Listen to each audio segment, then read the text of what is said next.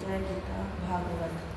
नारद ने कहा कि हे युधिष्ठिर, जिस समय प्रहलाद ने नरसिंह के चरणों में मस्तक रखकर प्रार्थना की, उस समय उन्होंने अपने क्रोध को शांत करके प्रहलाद को अयतन स्नेहपूर्वक उठाकर अपनी गोद में बैठा लिया।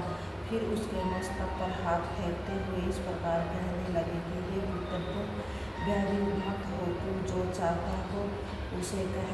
उस समय प्रहलाद प्रेम विलय होकर हाथ जोड़कर इस प्रकार कहने लगा कि हे दीनबंधो, मेरा जन्म दैत्यावस्था में हुआ है। मैं अज्ञानी बालक आपकी स्तुति नहीं कर सकता, क्योंकि आपके आदि तथा अंत को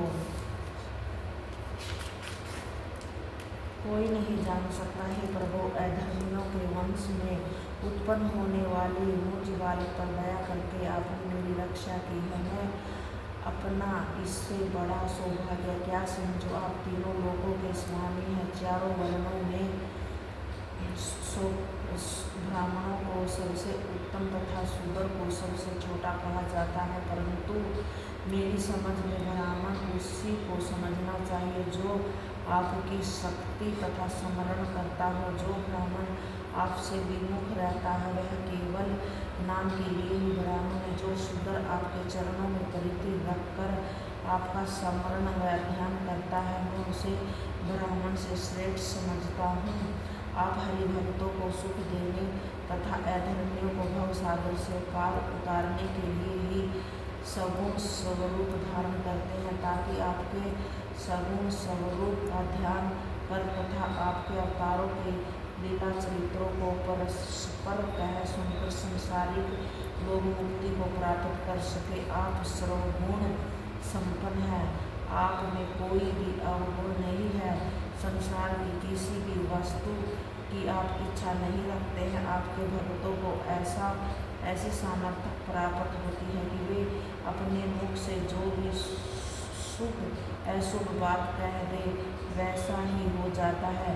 आपकी महिमा का वर्णन कोई नहीं कर सकता। यदि आप चाहते हो तो केवल अपनी इच्छा से ही नरकासुर का विनाश कर सकते थे। हे दीन दयालु, आप भक्ति द्वारा जितने प्रसन्न होते हैं उतने यज्ञ तप दान आदि से नहीं होते। जो ब्राह्मण आपके चरणों में भक्ति नहीं रखता, उसकी अपेक्षा आपके भगत लोगों को श्रेष्ठ समझना चाहिए। ब्रह्मा, शिव, इंद्र आदि देवता तथा लक्ष्मी द्वारा स्तुति किए जाने पर भी आप प्रसन्न नहीं हुए, परंतु मुझ अज्ञानी बालक द्वारा प्रार्थना किए जाने पर आपका क्रोध शांत कर लिया।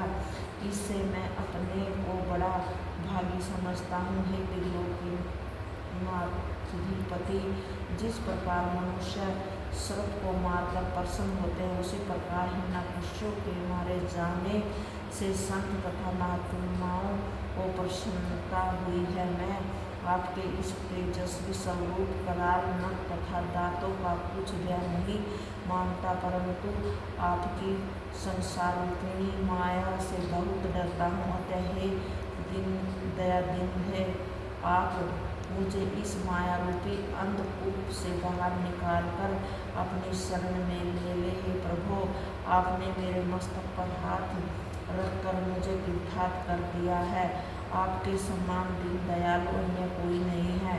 आपके इस स्वरूप को देखकर अब भयभीत हो रही है, परंतु मैं इसे बिल्कुल नहीं डरता हूँ। आपने जिस स्वरूप को धारण करके मेरे प्राणों की रक्षा की है, उससे मैं भय क्यों मानूं। जिस प्रकार वन में मनुष्य व्याध आदि पशुओं से डरते हैं, उन पशुओं के बालक उन्हें अपना माता पिता तथा रक्षक जानकर भयभीत नहीं होते, उसी प्रकार आपको अपना पिता मानता हूँ। परंतु हे प्रभु, आप देवताओं का भय दूर करने के लिए अपने इस स्वरूप को अंतर्ध्यान कर लेने की कृपा करें। जय गीता भागवत।